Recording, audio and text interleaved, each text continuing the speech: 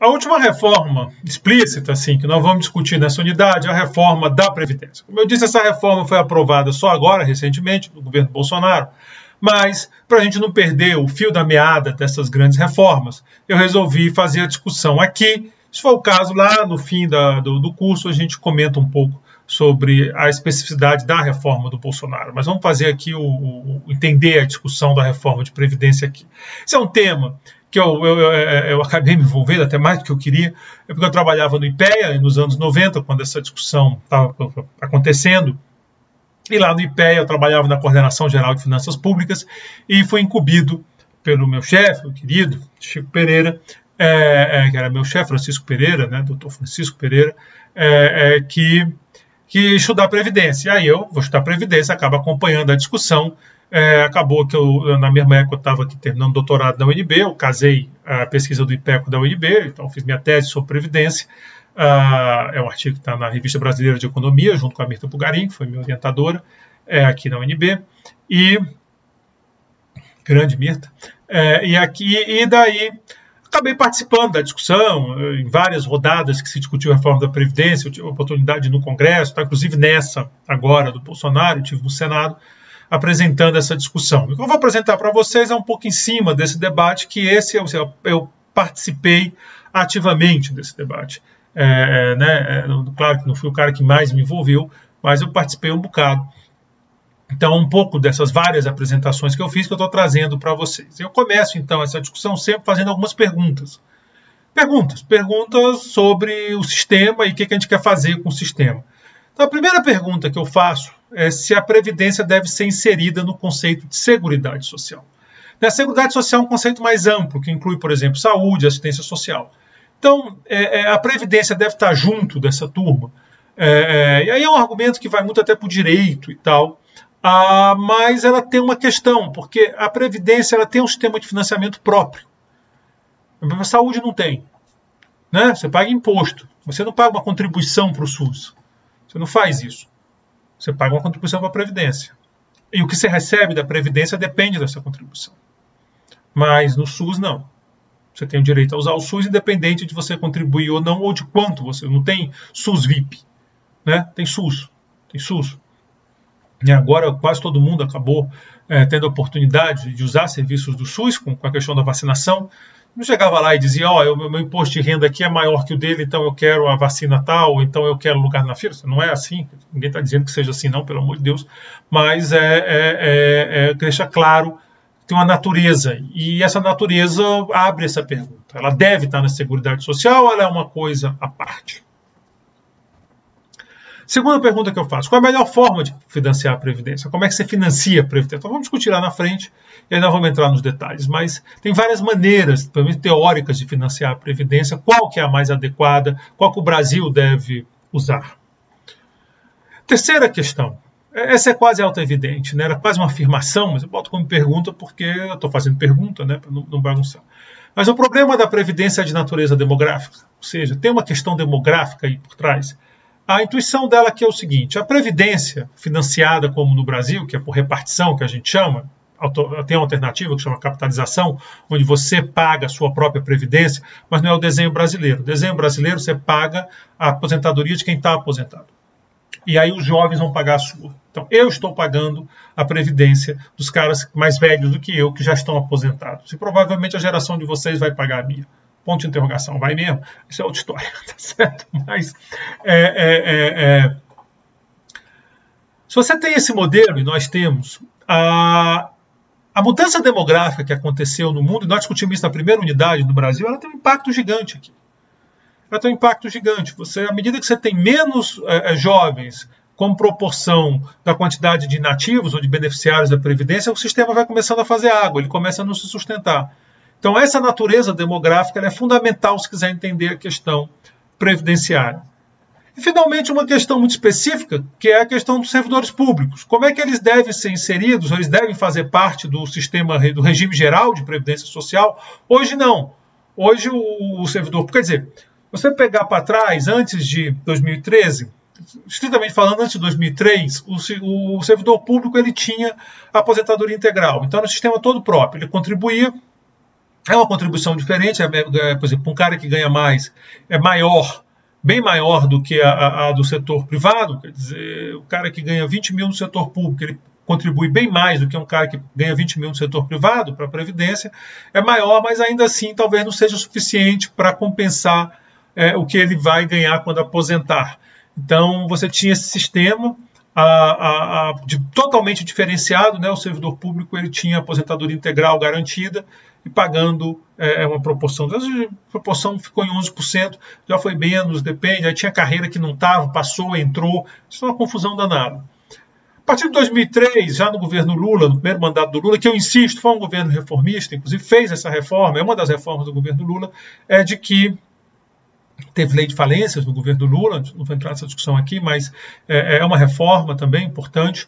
Mas no governo Lula, ele acabou com essa integralidade. Só que não regulamentou.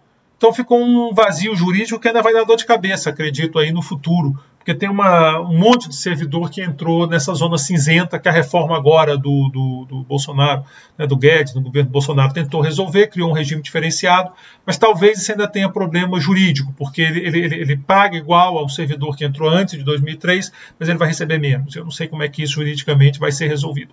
Finalmente, salvo engano, 2012, 2013, a Dilma regulamentou essa reforma que o Lula fez em 2003, e nessa regulamentação aí se colocou as regras. Então quem entrou depois dessa regulamentação já entra num regime diferente, em que ele tem um fundo próprio, o Funpresp, né, o Fundo de Previdência, acho que é servidor público o nome, e ele pode contribuir. Se ele contribuir para esse fundo, ele ganha mais, se não, ele está no regime geral.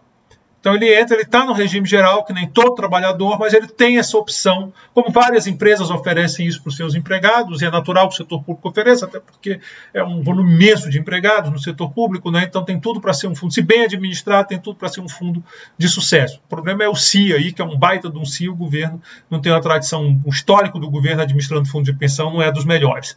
Mas você tem então esse desenho. Então essas são as 4 perguntas que eu coloco quando começa essa discussão, e é nessa ordem que eu vou também discutir isso para vocês. Vamos começar com a primeira, se ela deve estar na Seguridade Social, e aqui a minha cara ficou atrapalhando, mas a Seguridade Social com conjunto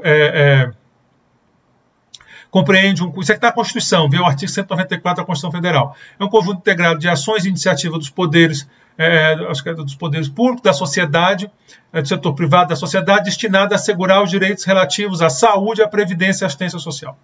Então, é como eu digo, ela é mais ampla do que a Previdência.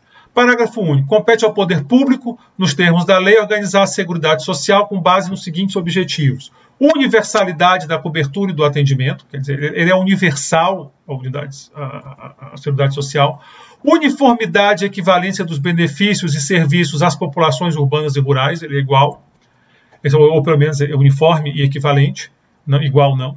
Seletividade e distributividade na prestação dos benefícios e serviços, irredutibilidade do valor dos benefícios, esse é um ponto importante, equidade na forma de participação no custeio, diversidade da base de financiamento, caráter democrático e descentralizado da administração mediante gestão quadripartite, com participação de trabalhadores, empregadores, aposentados e governo. Então tem uns 4 nessa gestão da Seguridade Social. Então a Seguridade Social é esse conjunto amplo.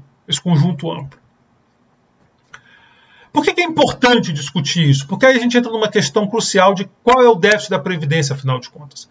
Lembro que agora, nessa última rodada, que acabou aprovando a reforma, eu estava lá quando um senador fez a seguinte pergunta. Professor, ontem veio uma pessoa aqui, um especialista, e disse que a Previdência não tem déficit, ou o déficit é muito pequeno. Hoje o senhor está aqui dizendo que tem déficit. Isso se perdura há anos. O senhor não acha, no mínimo, constrangedor isso? Vocês não conseguem chegar a um acordo se a Previdência tem déficit ou não? Como é que nós vamos decidir isso? E eu disse, senador, essa pergunta é maravilhosa. É uma pergunta excelente. E se eu fosse desenhar uma reforma na Previdência, se eu fosse fazer o desenho, a primeira coisa que eu ia atacar era isso. Tudo bem, a Previdência vai ficar na Seguridade Social por questões jurídicas? Fica. Então fica. Mas separa o caixa.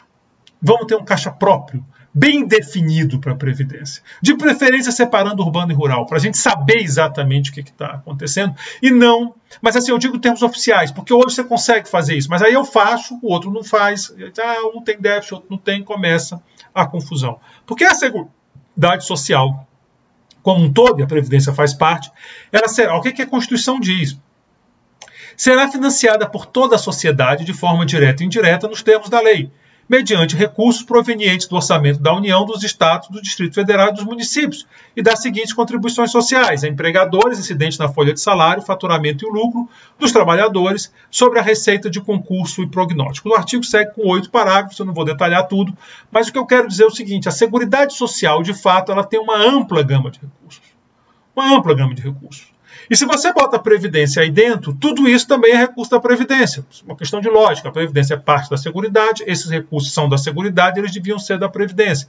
E se você soma tudo isso na hora de fazer a receita da Previdência, você vai acabar tendo um resultado diferente do que aquele que considera só o pagamento da contribuição previdenciária. Agora, por outro lado, quando você faz isso, o gasto é muito maior. Mas tudo bem, e no saldo? Bom, no saldo da Seguridade Social, você pode até... Agora não, porque a crise bagunçou tudo demais. Mas até pode ter superávit. Mas aí a Previdência está engolindo o resto, dentro da Seguridade Social.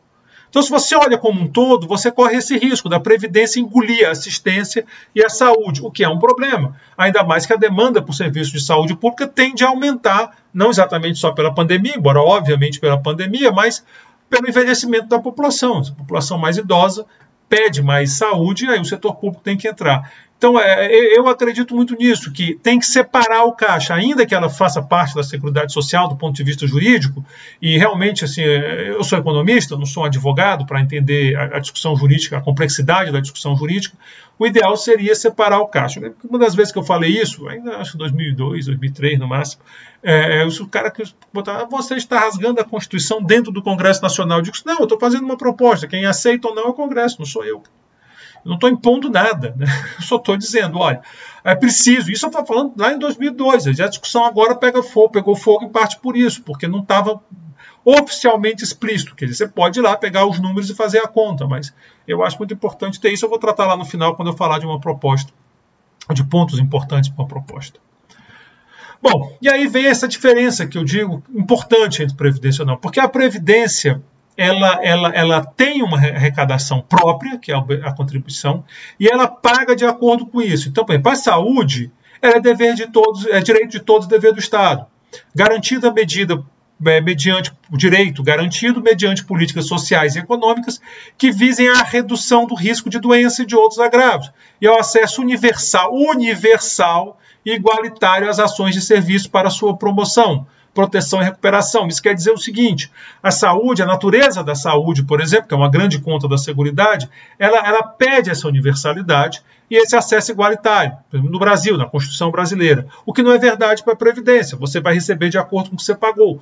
E mesmo a universalidade é questionável. Não sei que você bote o benefício de prestação continuada, que talvez se encaixasse melhor como assistência social, como parte da Previdência, que muita gente bota. Você está vendo aqui o tamanho do problema que está sendo criado. A assistência social será prestada a quem dela necessitar, independentemente de contribuição à Seguridade Social. Então, de novo, os outros elementos da Seguridade Social têm muito essa característica universal. Aí vem a proteção à família, a maternidade, a infância, a adolescência e a velhice, o amparo a crianças e adolescentes carentes, promoção da integração no mercado de trabalho, né, são os objetivos da assistência social. A habilitação e reabilitação das pessoas portadoras de deficiência, a promoção de sua integração à vida comunitária, a garantia de um salário mínimo de benefício mensal à pessoa portadora de deficiência e ao idoso. Esse é o benefício de prestação continuada, que chama, que, como eu disse, ele se encaixa muito na assistência social. Às vezes botam ele na Previdência. Talvez não fosse o adequado. Então, é o que eu digo, é ajeitar o que realmente é a despesa da Previdência e o que é a receita da Previdência. Isso continua confuso. E principalmente a questão do urbano e rural, porque tem uma dinâmica diferente. Você não vai mexer em nada no direito das pessoas, é só uma questão de contabilidade do sistema. Que comprove não possuir meios de prover a própria manutenção ou de ter a provida de sua família conforme dispuser a lei. Então, por ser um seguro, que a Previdência no fundo é um seguro contra a sua perda da capacidade de trabalho, é essa a Previdência. A Previdência, em essência, não compartilha esse caráter universal dos outros componentes da Seguridade Social. Daí aparece a confusão em torno de como medir o déficit da Previdência, ou mesmo se ele deve ser medido. Há quem diga que não deve. Por que vai medir o déficit da Previdência? Tem que medir da Seguridade, e não só da Previdência. Outros dizem, não, mas ela, como é um programa, né? Então, como é um programa próprio, então, se você tivesse aí no seu condomínio, ele tem uma série de serviços, mas tem um que você paga para usar. Então, a ideia é que esse que você paga para usar, ele deveria ser medido o déficit dele. Outros dizem que não, que tem que ser tudo no mesmo pacote. Daí essa confusão, tem déficit ou não tem déficit na Previdência, que sempre aparece quando se discute a reforma da Previdência. E que vou avisando, não está encerrado esse assunto. Daqui a alguns anos nós vamos discutir de novo a reforma da Previdência, esse é um problema contínuo e nós vamos ver quando a gente falar da questão demográfica. Bom, agora vamos falar do financiamento da Previdência, né? Então, assim, a minha avaliação da primeira pergunta é, juridicamente, talvez seja o caso de deixar lá, não tenho como entrar nessa discussão, está além da minha capacidade. Mas do ponto de vista econômico, o ideal é que mesmo que ela ficasse, ela tivesse um caixa próprio, considerando tão somente as contribuições e o que a Previdência paga de pensão. Não o benefício continuado, não aquele último ponto da assistência social. A contribuição previdenciária e o que é pago de Previdência.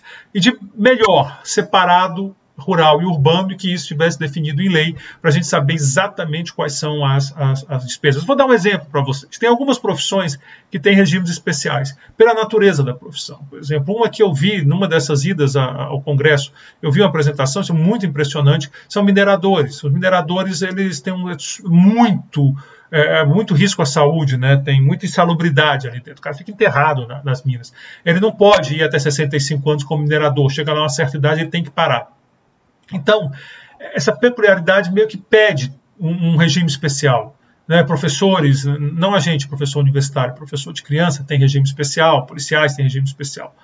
Se as pessoas me perguntam o que é que eu acho disso, isso tudo bem, faz um regime especial. Essa discussão é da sociedade, quer dizer, não é tudo bem. A sociedade discute, a sociedade entende, por meio do Congresso, que representa a sociedade, que uma determinada carreira merece ou deve ter isso, bota. Mas aí, nesse caixa que eu estou falando, separa. Não é? O Tesouro paga a Previdência por isso. Repara que para o cara não muda nada, mas para a contabilidade é fundamental para a gente entender o que é o problema da Previdência e o que é a assistência e outras medidas que o governo que o Tesouro deveria financiar. Então essa é a minha ideia. Agora vamos para o financiamento. Bom, o financiamento tem dois regimes básicos assim, e claro que no meio tem muita coisa, que são os mistos. O primeiro é a repartição, que é o que a gente usa no Brasil, a maioria dos países usa. A geração mais jovem, que está no mercado de trabalho, né? Ficou ruim agora. Não, as gerações mais jovens, que estão, porque são várias gerações, tá bom, no mercado de trabalho, transferem parte da renda do trabalho para as gerações que perderam a capacidade de trabalhar. Então, são, grosso modo, os mais jovens financiando os mais velhos. Capitalização, o outro extremo. O indivíduo, enquanto tem condições de trabalhar, acumula ativos financeiros. A renda desses ativos substituirá a renda do trabalho quando ocorrer a perda da capacidade de trabalho. Então, eu vou poupando numa conta minha, que vai gerando renda, e quando eu me aposentar, eu digo, essa renda aqui eu vou viver dessa renda que eu acumulei na minha vida toda. O governo, normalmente, o governo, de certa forma, naturalmente, ele dá incentivos, por exemplo, tributários e tal, para você fazer essa poupança. Aqui no Brasil, na verdade, a gente tem o regime geral, ele é um sistema de repartição, né? O regime geral, o RGPS, que o setor privado tal, que todo mundo está, os aposentados estão, ele é um sistema de repartição. O setor público é uma repartição, mas complicadíssimo, porque tinha um déficit gigante atuarial, tem melhorado, e agora, de 2013 para cá, ele acabou, pelo menos como era, e aí não vale colocar. Não vale a pena. E aí você tem, quer dizer, um problema do passado, mas que ainda vai se refletir por muitos anos, porque eu estou vivo ainda, enquanto eu estiver vivo, depois que eu me aposentar. Porque até agora eu não recebi um tostão de aposentadoria, estou na ativa. Mas assim... Mas no Brasil também tem a capitalização, são tem os fundos de pensão das empresas, das estatais, quase todas têm famosos, né? Petros, Previ, Funcef, a Caixa... o Funpresp dos servidores públicos é um fundo de pensão, esse é capitalização, você vai botando. Claro, você pode ter os dois, você contribui para o regime geral e bota lá. E tem também os fundos de pensão dos bancos, né? Se você não trabalha em nenhuma empresa que tem um fundo desse tipo, você pode ir num banco e contratar um fundo de pensão, faz suas contribuições, num certo momento você vai poder retirar. Então, no Brasil, nós temos 2 sistemas, mas quando a gente fala do sistema de déficit e tal, a gente está falando do regime geral ou dos servidores públicos nessa de repartição. Não é? Esse é o foco da discussão. Há sempre propostas de transformar todo o sistema em capitalização. Paulo Guedes levantou essa discussão, mas politicamente naquele momento era inviável. Ele ficou bravo, mas ele acabou entendendo isso e aceitando retirar. Mas deu uma briga danada dele com o Rodrigo Maia, presidente da Câmara na época. Quais são as características do regime de repartição? Bom, uma coisa muito interessante, que às vezes fica de fora dessa discussão de capitalização e repartição, é que o sistema de repartição, como ele é um pedaço da renda que vai, os ganhos de produtividade são transferidos. Então, se você parar para pensar que tem um processo de ganho de produtividade por trás da economia, esse ganho de produtividade explica o aumento de renda. Então, as pessoas são mais ricas do que seus bisavós, porque a sociedade é mais produtiva. Só que esse ganho de produtividade não é mérito só da geração que está trabalhando. Isso é mérito de gerações passadas. Se você é mais produtivo hoje, é porque você conta com serviços e tecnologias que foram desenvolvidas com o esforço de várias gerações. Não é isso? Você tem um smartphone aí que você consegue fazer um monte de coisa. Teu bisavô não tinha. Então isso te ajuda a ser mais produtivo. Só que para desenvolver isso, tem conhecimento que vem lá de trás. Às vezes tem inovações anteriores que vieram lá de trás. Então essa transferência de ganho de produtividade tem um lado aí de justiça, de a geração mais nova. Eu conheci um grande economista, já falecido, que dizia que para resolver esse problema, todo mundo que nasce devia nascer com uma dívida. Você nasce com uma dívida. Que dívida? A dívida por nascer num mundo que está cheio de coisa. Quer dizer, você nasceu num mundo que tem elevador.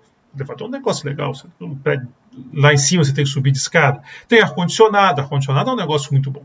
Tem penicilina. Cara, isso é anestesia. Você imaginou anestesia? Antigamente não tinha. Dava uma cachaça pro cara e cortava a perna dele. Negócio de doido aqui. Né? Hoje tem. Você nasceu tudo isso, você não paga nada, por isso dizia esse senhor. Você nasceu nesse mundo maravilhoso, então paga. Bota lá uma dívida e paga. E aí resolvi o problema da Previdência, segundo ele, assim, com os jovens devendo para os mais velhos. Obviamente ele dizia que os jovens reclamam muito, mas eles esquecem que eles também têm isso. Então seria um pouco essa ideia de que a geração mais nova ela é mais eficiente, ela tem mais renda, mas parte disso é devida às gerações antigas. Não está condicionado a riscos associados ao sistema financeiro. Isso é importante, porque vai que você tem uma super crise financeira e quebra o fundo de pensão. Como é que fica aquelas pessoas que botaram dinheiro lá? Então eu tenho minha conta individual num banco, um banco sólido, tipo aconteceu em 2008 nos Estados Unidos, Lehman Brothers, um dos bancos mais sólidos dos Estados Unidos, mais de 100 anos de banco. Aí você vai lá no banco, eu vou fazer meu fundo aqui de pensão para eu poder me aposentar, ter uma aposentadoria tranquila. Você não se arriscou. Você não pegou um banco arriscado. Você não pegou um banco que ninguém sabe quem é porque estava te prometendo o paraíso. Não, você foi num banco super tradicional, sólido, respeitado, botou seu dinheiro lá. E aí tem um problema financeiro, os caras fazendo atrapalhada danada, quebra o banco. Às vezes, quando tem quebra de banco, quebram vários. O que faz com você? Acabou a tua aposentadoria. Se você for bem jovem, estiver começando, você recupera. Mas se você já estiver lá perto da outra ponta, já perto de se aposentar. Então, é um problema que tem na capitalização, né? Porque você está botando dinheiro no banco, e que aqui não tem, porque desde que tem a jovem trabalhando, ele repassa para você. Eu tinha um colega alemão que dizia isso. Olha, na Alemanha a gente tem muita desconfiança com capitalização, porque a gente já teve todos os nossos ativos destruídos 2 vezes nas guerras. Depois teve a guerra, teve hiperinflação, teve tudo isso. Então, a gente confia mais nesse sistema de transferência, porque sempre vai ter o jovem trabalhando e repassando. Então, é outra característica. Fortalece a solidariedade entre gerações. Então é outro ponto que costuma botar, já que uma geração está amarrada na outra. Né? Quer dizer, a ideia original do sistema, que inclusive é muito associada a Bismarck na Alemanha, não que ele tenha a primeira vez que se pensou nisso, mas quem botou um sistema mesmo funcionando, porque é o seguinte, você pega uma sociedade rural, puramente rural, tipicamente você vai trabalhar na terra do teu pai. Ele pode estar no seu dono, mas ele que tem o direito de uso da terra. Tem um lorde lá que é o dono, mas teu pai é o cara que usa aquela terra, ele tem lá, o lorde permite que ele use. Então isso quer dizer o seguinte, aquela terra é ele que tem o contato. Então quando ele vai ficando velho, você vai começar a trabalhar essa terra e você banca ele, senão ele te bota para correr. E como é ele que tem um contato com o lorde, se ferrou. Então você banca ele. Ele tem vários filhos, os filhos trabalham ali e a coisa funciona. Mas aí você tem a urbanização, a revolução industrial, vai todo mundo para a cidade, esquece o cara lá. Quem sustenta ele? Quem sustenta ele? Né? O filho está na cidade, perdeu esse contato. Então, daí que vem essa ideia. Tipo, tem que ter um sistema de proteção para quando o cara ficar com muita idade, não conseguir trabalhar, ele ter alguma renda. A gente não quer as pessoas idosas morrendo de fome. Isso não seria um horror, entendeu? Então, você começa a desenhar esse tipo de sistema. Só que, porque você quer compensar a perda desse laço geracional natural numa sociedade rural. Então, ele fortalece essa solidariedade, esse vínculo entre gerações. Agora, também tem problemas. Um deles é que reduz o estímulo à formação de poupança. Imagina que você é um brasileiro que ganha R$3.000 por mês. Pelo menos é a tua perspectiva. Você já está aí numa certa idade e tal, mas você vai ganhar 4 mil. Você está abaixo do teto. Você contribui. Isso quer dizer que você vai aposentar com o salário que você ganha. Por que você vai poupar? Quanto a necessidade de fazer uma poupança? Por exemplo, eu sou servidor público que entrei antes de 2003, eu vou me aposentar com o maior salário que eu tiver. Né? Porque nesse regime, que é um regime extremamente generoso, muito obrigado, geração de vocês, se ela continuar pagando. Se ela não pagar, eu tiro o obrigado. Mas você pega no meu caso, eu vou me aposentar com o maior salário que eu receber. Mas por que eu vou poupar agora, então? Eu vou ficar poupando para quê? Eu vou ganhar mais lá na frente, eu vou me aposentar com esse dinheiro. Então, tem esse tipo de problema. Né? O regime pode induzir a menos poupança. No outro, não. Porque se você não poupar, se ferrou, você não tem nada quando tiver mais velho. E aí tem talvez o grande calcanhar de Aquiles do sistema, que se mostrou o grande calcanhar de Aquiles, que a viabilidade depende da estrutura etária da população. Ou seja, é preciso que tenha um volume muito grande de jovens que possa pagar esse benefício aos mais velhos. Sem isso, o sistema começa a balançar, entendeu? Quer dizer, fica ficando muito pesado para os mais jovens e eles começam a reclamar. Que é o que acontece com a reforma da Previdência, basicamente é isso. Os jovens estão reclamando que estão pagando muito caro pelo sistema e aí vamos rever esse sistema. Então, a geração de vocês está dizendo, olha, Roberto, desculpa, eu tenho 50, a geração de vocês é muito caro isso, cara, diminui aí o que você vai ganhar porque nós não vamos pagar isso não. Mas eu paguei para os mais velhos, azar o teu. Azar o teu, você pagou, agora te vira. Agora nós não vamos pagar para você. E aí faz uma reforma e diminui o que eu vou ganhar. Então é um pouco isso. Esse senhor que eu falei para vocês, ele quando dizia, isso é uma maneira que a geração mais velha tem de se vingar na herança. Então assim, tudo bem, você não vai pagar, você vai cortar, vai diminuir minha pensão? Vou. Então joia então, aquele apartamento que ia ficar para você eu vou vender. Então você pode ter retaliações desse tipo, né? Mas é um problema mesmo essa questão. Talvez tenha o problema principal seja isso. Vamos agora para a capitalização, aquele onde você bota na sua própria conta. Bom, calma.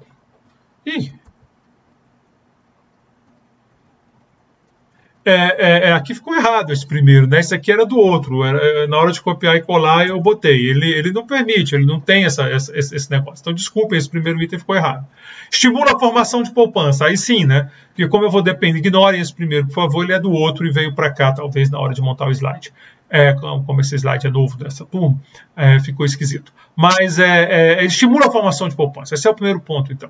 Já que você tem que poupar para ter uma renda quando você estiver mais velho, isso dá um baita estímulo para você ter poupanças. Então, você chega lá, você chegou lá com 80 anos, não consegue mais ter o ritmo de trabalho necessário. Tem gente que consegue, ótimo, mas quem não consegue, no caso do serviço público, você é obrigado a aposentar com 75, então mesmo que você esteja disposto, você vai aposentar.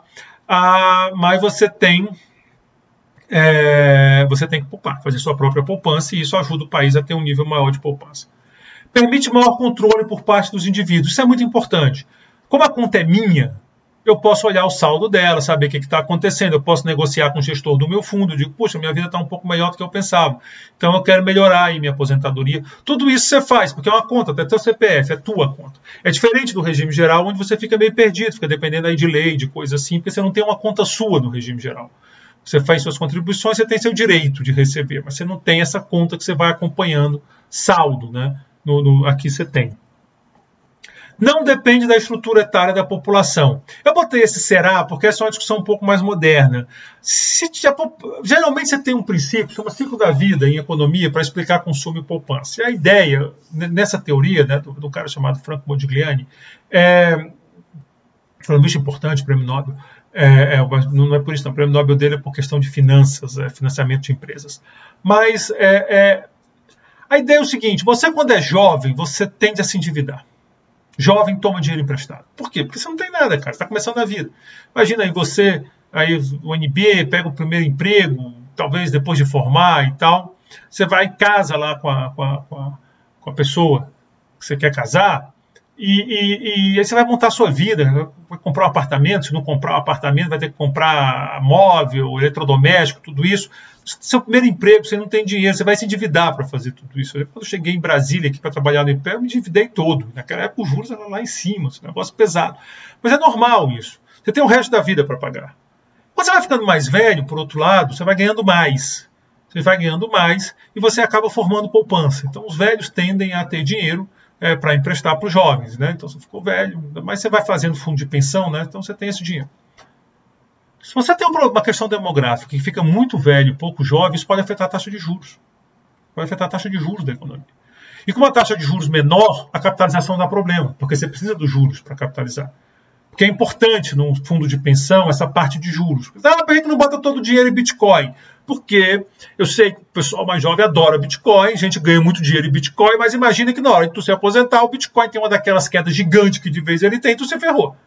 Então não dá para botar o dinheiro em Bitcoin. Em ações? Dá, mas também tem seus riscos. Então é sempre bom deixar uma parte em juros mesmo, que diminui risco, faz o seguro, né, faz o hedge, como eles chamam, e aí se a taxa de juros for muito baixa, vai ficando muito difícil tocar esse negócio, ou então você vai ter que expor os fundos a um risco muito grande. E esse risco muito grande pode ser um problema, que se o fundo quebrar, o cara fica sem dinheiro para pensão. É suscetível a crise no sistema financeiro. Então você tem esse problema do sistema financeiro. Se quebrar, você se ferrou. Porque o teu dinheiro estava lá, o banco quebrou, acabou, não tem mais quem te pague. Ah, o governo faz um seguro, pode ser, mas aí vai ter um outro problema de como financiar esse seguro, a coisa é complicada. Bom, tem outras questões aqui. Por exemplo, uma questão que pegou muito no Chile. O Chile é um país sempre olhado como exemplo de um país que saiu do sistema de repartição e foi para a capitalização. E agora, né, isso aconteceu lá atrás, e agora você tem um problema muito sério, porque tem alguns chilenos que simplesmente não fizeram não botaram dinheiro suficiente para ter uma renda razoável. O que você faz com esses caras? Parte das revoltas lá do Chile foi isso. O que você faz com esse cara? O que você faz com esse cara? O cara tem 70 anos, 80 anos. Você vai dizer porque o cara se ferrou. Não dá para dizer isso. Mas aí você vai bancar o cara, mas ele não contribuiu para o regime público, ele contribuiu para o dele. E aí não deu. Então isso é uma discussão também que acontece no sistema de capitalização.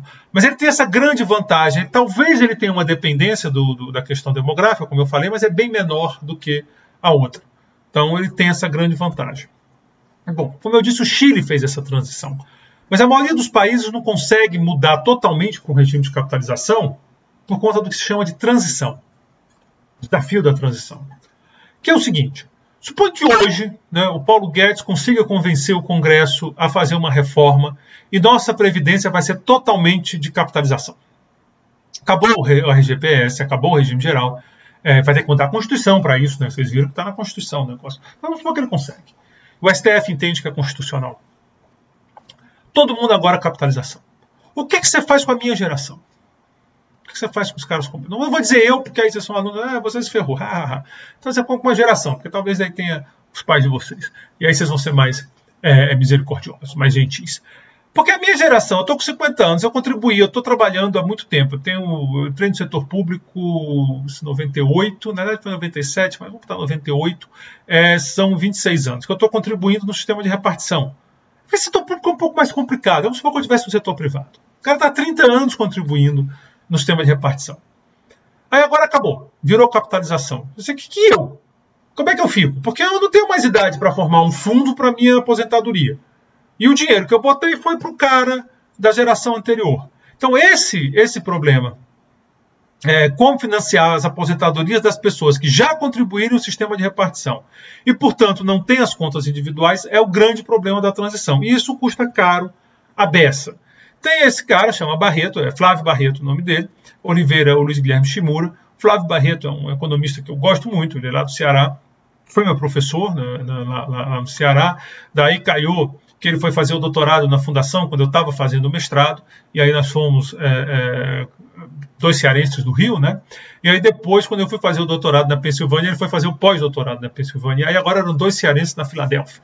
Então a gente acabou tendo uma boa amizade. E o Flávio, em 2000, ele fez a tese dele sobre esse tema, a tese dele é anterior, mas ele publicou em 2000 esse assunto que vem da tese dele sobre esse tema, que é transição para regimes previdenciários de capitalização e seus efeitos macroeconômicos de longo prazo no Brasil. Está na Estudos Econômicos. Quem quiser o artigo é só procurar, que pega na Estudos Econômicos. O que o Flávio diz é o seguinte: uma vez considerados os custos de transição, que pode ser, dependendo da estimativa, maior do que o PIB, esse custo de transição. É gigante esse custo de transição. A forma de financiar a Previdência é por meio de um regime misto de capitalização e repartição. Então ele está dizendo o seguinte: você pode até achar que a capitalização é maravilhoso, mas o custo de transição é muito alto. Então é melhor fazer um misto. Valores até um determinado teto ficariam na repartição e a partir daí iriam para a capitalização. Esse é o sistema de misto, onde vai mais ou menos. Então, por exemplo, suponha aqui no Brasil que a gente diga o seguinte: até R$5.000 fica no regime de repartição. A partir daí vai para a capitalização. O custo de transição vai embora, porque os R$5.000 é mais ou menos o teto hoje. Isso é um pouco mais grosso, vai continuar no sistema de repartição. Isso melhora muito o custo de transição, né? Então o Flávio disse que essa é a melhor maneira. Só um comentário interessante: como esse ano não tem eleição, embora a gente está num clima eterno de eleição, mas esse ano não é eleitoral, então dá para falar um pouco mais dessas questões. O Flávio ele elaborou uma proposta, um dos elaboradores de uma proposta que foi apresentada pelo Ciro Gomes na eleição. E na época eu elogiei muito, porque a primeira coisa do trabalho do Flávio, eu sei que ele é um cara muito sério. Depois, porque assim, todo mundo falou em reforma da Previdência, mas só quem tinha uma proposta que ficava em pé era o Ciro Gomes. Você vai votar no Ciro? Eu não vou votar no Ciro. Eu não vou, no primeiro turno eu vou votar no Daciolo. Pronto. Então não venham brigar isso comigo. Eu votava no Emael, o Daciolo é mais divertido. Então, assim, eu não quero entrar na parte política, é só um registro importante, porque essa proposta existe. E o pessoal do Ciro tenta levar essa proposta, e o pessoal, como é tudo muito político, mas talvez seja a melhor proposta de reforma da Previdência. É um sistema misto com essa estrutura. Tem coisas lá da gestão do fundo que eu acho esquisito, porque na parte de capitalização seria um fundo do governo, e aí tem um mecanismo que, não sei se foi o Flávio que botou isso, mas eu acho meio esquisito, mas como um todo, é uma boa proposta. Assim, definitivamente é uma boa proposta que vai nesse espírito. O Ciro nunca disse exatamente qual seria esse corte. Eu falei 5.000, pode ser 3.000 e tal, mas dá para fazer essa conta. Aí tem esse trabalho, veio da minha tese, junto com a Mirta Bugarin, que foi minha orientadora, e a gente escreveu junto esse artigo, foi publicado em 2003 na Revista Brasileira de Economia, e eu também aponto que o regime misto é a melhor forma de financiar. E no meu trabalho, na minha pesquisa, ele é melhor mesmo sem considerar o custo de transição. Mais ainda, o ideal era que o sistema de repartição bancasse mais ou menos 30% do salário recebido da ativa e o resto fosse para o sistema misto. Qual é o argumento do meu artigo, que foi da minha tese? Choques. Exatamente esse problema de choques. Imagina que você passa muitos anos desempregado, você deu azar, cara, você não conseguiu emprego. Você não conseguiu formar tua poupança direito. E aí você pode ter um problema lá na tua... Não é crise econômica que eu estou falando, é você que deu azar. Tem gente que dá azar na vida. E aí você não consegue formar a poupança, isso dá um problema. O timing importa, tudo isso importa, né? Se o mercado financeiro for perfeito, não, mas ele não é. Então, se você tiver imperfeições no mercado financeiro, que é o que eu considero, e aí bota também uma incerteza, dá para botar uma incerteza, não sei se eu gosto que eu botei, uma incerteza no período de vida, você não sabe quantos anos vai viver exatamente, fica difícil formar esses fundos. E aí, que é tão antigo, né? Isso é 2003 que foi publicado, 20 anos atrás quase, foi escrito em 2000. Mais de 20 anos atrás, mas tinha essa questão também. Então você não consegue formar o teu fundo que vai bancar a tua aposentadoria. Então, nesse caso, o meu argumento é que o sistema misto é superior, mesmo sem considerar os custos de transação. Bom, aqui é só para vocês terem a real, né? E aqui eu estou trazendo até julho de 21, então para dar uma real mesmo para vocês, que foi quando eu preparei esse slide, provavelmente foi em julho, por isso que eu trouxe até julho. Isso aqui é para vocês verem por que o governo discute reforma da Previdência. Isso que vocês estão vendo são as principais despesas primárias do governo. São aquelas que não consideram juros. E aqui, vamos trocar de óculos para poder fazer a discussão melhor. Bom, Em vermelho são as despesas do Poder Executivo sujeitas à programação financeira. As antigas discricionárias que falavam. É aquelas que o governo consegue controlar. Em azul, outras despesas obrigatórias. São despesas obrigatórias. Essa o governo não consegue controlar. Esse dentinho aqui tem a ver com as pedaladas. Então, depois a gente discute pedalada. Lá na frente do curso não vamos discutir. Finalmente, o verde é pessoal e encargos sociais. Então, vocês estão vendo aqui, é esse verde aqui. É esse verde aqui. É difícil controlar, né? Porque aqui tem estabilidade, tem essas coisas todas. E aqui também estão os aposentados, inativos do setor público. O roxo é benefício previdenciário, RGPS. Se vocês olharem, não só é a maior despesa do governo, ela é acima das outras, como ela é a que mais cresce. As outras você consegue estabilizar, ela você não consegue. Não tem como manter esse ritmo de despesa. Não tem como o governo conseguir segurar esse ritmo de despesa. Está crescendo mais do que o PIB. Eu não botei em proporção do PIB. Às vezes eu boto proporção do PIB, aí dá problema, porque com o PIB andou caindo, distorce, aí eu não boto. Mas eu digo para vocês, ela sobe mais que o PIB. Sobe mais que a arrecadação do governo. O governo não consegue arrecadar no ritmo de bancar isso. Então ele tem que discutir esse negócio. E é por isso que eu digo, mesmo que tenha dado uma aliviadazinha aqui, tem que discutir. Provavelmente a gente volta a essa discussão, porque é um elemento muito pesado na despesa do governo. É por isso que falo. E por que um problema tão grande vai aparecendo? Né? Aqui não é o resultado, não é déficit, porque déficit tem aquela briga toda, eu não quis trazer. Nas minhas apresentações eu boto, mas aqui, se eu bem me lembro, eu não trouxe. Aí tem a questão demográfica, que é a minha terceira pergunta, né? Você tem a questão demográfica. E é o seguinte, num regime de repartição como o nosso, o financiamento da Previdência é um desafio no mundo todo, por conta dessa questão. Você tem mudança de costume, expansão de saneamento básico, acesso à água tratada, avanço da medicina, tudo coisa boa, tudo que a gente quer preservar. Isso leva a uma redução no número de nascimentos e a um aumento na expectativa de vida. Ou seja, nasce menos gente e as pessoas vivem mais. Um regime que está fincado, quer dizer, tem como base a transferência de recursos entre geração, ele não pode ficar imune a isso. Ele não tem como ficar imune. Isso aqui, para vocês terem ideia, são as pirâmides etárias do Brasil. De 80 até 40, claro que projeções, né? Aí vocês vão vendo, vocês veem que 1980 era uma pirâmide mesmo, uma pirâmide direitinha, né? Muitos jovens, a base são os jovens e vai envelhecendo, vai tendo menos gente. Aí quando você chega aqui em 2000, ficou uma pirâmide meio torta, tem uma barriguinha aqui, né? Que quer dizer que já está mais gente nessa faixa de idade do que aqui como jovem, né? Diferente daqui. Quando você chega em 2020, a coisa já ficou mais torta ainda, já ficou mais esquisita. Então você já tem uma massa aqui maior do que a que está aqui. E vejam que o teto começa a abrir. Quando você chega aqui, a coisa está uma loucura. O número de jovens já está bem menor do que essa faixa aqui, e o número de gente lá no topo da pirâmide já abriu muito. Esse é o problema demográfico. Problema para a Previdência. Esse em si não é um problema, não é uma coisa que a gente vai resolver. Entendeu? Você diz, todo mundo agora é obrigado a ter filho. Ninguém está discutindo. Tem uns caras que acham. Mas aí falando assim como política pública, ninguém está com essa ideia de obrigar as pessoas a terem filhos. Porque tem outros efeitos do crescimento populacional também. E muito menos a gente quer que os velhos vivam menos. Né? Os idosos são nossos parentes, nossos pais, nossos avós, nossos tios. A gente quer que eles vivam muito mesmo. Um negócio esquisito aqui. A gente quer que eles vivam muito, a gente gosta deles. Então, não tem problema, mas não tem problema na questão demográfica. Quer dizer, o problema é na Previdência, porque ela fica insustentável.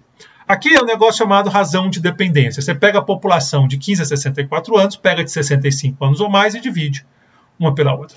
Né? E divide uma pela outra. Então, se você vai em 2000, você tem 11 pessoas de 15 a 64, que são em tese as pessoas que estão trabalhando, para cada um de mais de 65. Isso em 2000.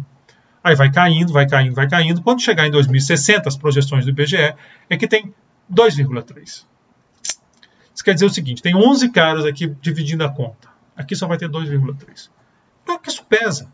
É muito melhor dividir a conta, muito mais fácil dividir a conta por 11 do que por 2,3. Essas projeções são confiáveis? Muito.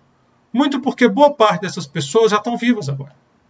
Já estão vivas agora. Nós estamos em 2022. Então, quem vai ter nessa faixa aqui em 2030, por exemplo, já nasceu. Já nasceu, já está aí. Já está aí. Quem vai ter 15 anos em 2030 já nasceu em 2015. Já nasceu em 2015. Daqui a pouco a gente chega em 2025, a gente já tem os 15 anos em 2040. Então, essa conta não erra muito, não. Essa é uma projeção mais ou menos boa de fazer.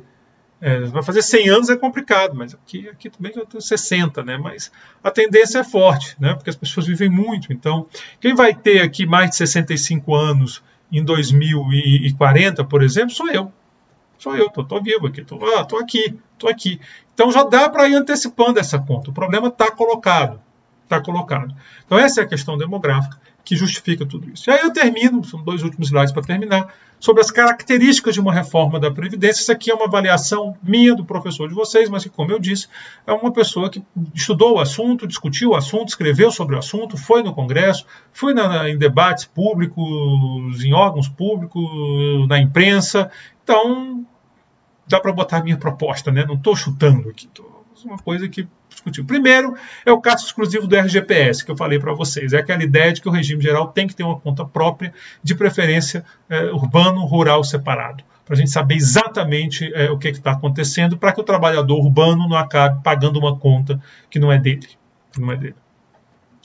Mudança na Previdência Rural com possível criação de um regime próprio. Esse regime próprio, obviamente, teria que ser subsidiado pelo Tesouro. O Tesouro teria que bancar uma parte disso, porque a Previdência Rural não se sustenta só. Tem muita informalidade no campo, é outra condição de vida. E você não quer uma brutal imigração que as pessoas fujam das condições rurais. Você não quer isso. Né? Você quer subsidiar a população rural, uma política de quase todo mundo. De alguma forma você subsidia. E às vezes é mais barato dar dinheiro para o cara ficar lá do que trazer ele para a cidade, onde tem uma demanda de infraestrutura muito maior, de transporte urbano. Então o problema não é esse. Então você subsidia. Mas é preciso estar claro esse subsídio. Está no orçamento público claro para todo mundo saber quanto é. Idade mínima de aposentadoria, isso foi colocado na reforma Eles tentaram mexer na Previdência Rural, não conseguiram. Eles queriam botar uma pequena contribuição, quase que simbólica, só para ter o controle, porque acaba gerando muita fraude na Previdência Rural. Mas foi entendido de outra maneira, de que seria uma punição ao homem do campo. Eu não creio que tenha sido essa ideia. Eu conheço algumas pessoas que participaram da proposta, mas não deu certo. Agora, a idade mínima de aposentadoria eles conseguiram, pouquíssimos países não têm isso, eu até registro aqui, por exemplo, Irã, Iraque, Equador, são muito poucos países que não têm essa idade mínima de aposentadoria, não tem por que não ter, é fundamental, ainda mais dada essa questão demográfica. Revisão de aposentadorias especiais, são aquelas carreiras que têm aposentadoria especial. Revisão não quer dizer acabar com Confesso que em alguns momentos eu dizia acabar. Mas aí quando a gente vai amadurecendo e conhecendo os detalhes, a gente vai ficando mais humilde, né? Dizer, não, mas revisar, vamos discutir. E o que tiver que ser dado de subsídio, que saia do Tesouro. Por quê? Porque senão vai acabar o pedreiro pagando a aposentadoria especial de outra profissão. Eu não estou falando aqui de uma profissão merecer mais ou menos do que a outra, mas a ideia é que esse seja pago por outra pessoa, não pelo pedreiro. Não pelo pedreiro, que também é um cara que ganha pouco. Então vamos mandar essa conta, o nosso sistema é muito regressivo, então fica tudo muito ruim, mas se a gente fizesse uma boa reforma tributária, ou um sim desgraçado, né, você poderia cobrar de quem ganha mais que seja, para pagar essa diferença, esse benefício. Então tem uma ideia aqui de ser mais justo, né? Porque hoje, o pedreiro, que às vezes está ganhando um salário mínimo, ele está pagando, ele que está pagando, porque vai para o mesmo regime, aí tem déficit na Previdência, é o pedreiro e tal, você ferra o cara, mas às vezes não é ele. Então é importante. Igualar o regime geral dos servidores, isso começou a acontecer em 2003, a Dilma regulamentou em 2003, mas eu estou nessa discussão desde os anos 90, né? Então, os pontos que eu levanto, alguns foram atendidos. Então está acontecendo. Volto a dizer, se um de vocês fizer concurso hoje, vocês vão entrar nesse outro regime, onde vocês estão no regime geral e podem fazer o FUNPRESP, mas aí não tem problema, desde que o fundo seja bem administrado, isso não é problema nenhum. De novo, um sim aqui. Não haverá mais diferença entre os regimes, o servidor que quiser um benefício maior poderá recorrer ao FUNPRESP. Na prática já é assim, ou então, se você não confiar no FUNPRESP, volto a dizer, tem um histórico ruim aí do setor público com fundos, você pode fazer num banco, você vai lá no banco e faz o teu plano.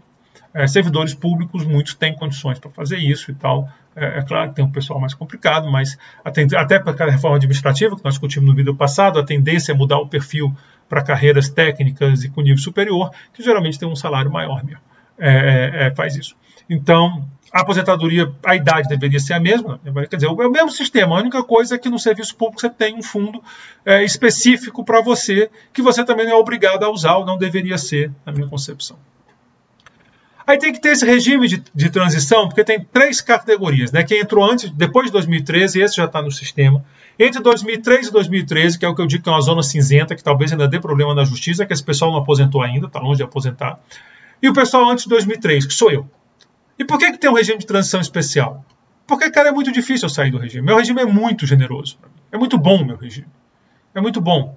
Porque eu vou ter direito à aposentadoria integral com equivalência de salário. Então, se eu me aposentar, por exemplo, como professor titular ou associado 4, ou seja, lá na categoria, toda a vida que os caras da ativa tiverem um aumento, eu ganho também.